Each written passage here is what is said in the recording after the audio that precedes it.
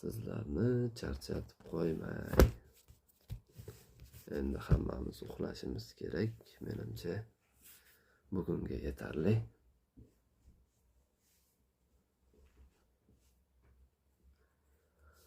Ozmi ko'pmi shunaqangi videolar bilan ham chiqishlar qilamiz. Endi odatda kundalik hayotimiz bilan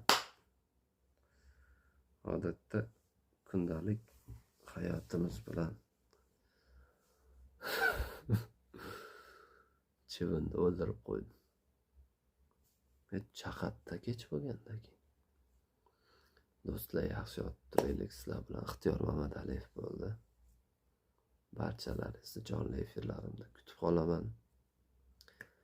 Endi tez ko'p menimcha videolarda ko'rishib tursak kerak shunaqa.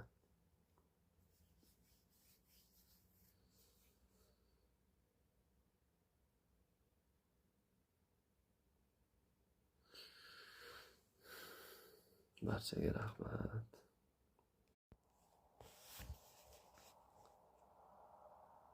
Kimki o'limni ko'p eslasa, 3 narsada ulug' bo'ladi. Tavbani tez qilishda, rizqiga qanoat qilishda, ibodatda g'ayratli bo'lishda.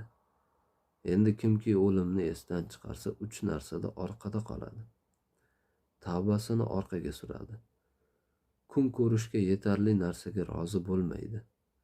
Ibodatlarida yalqovlik qiladi.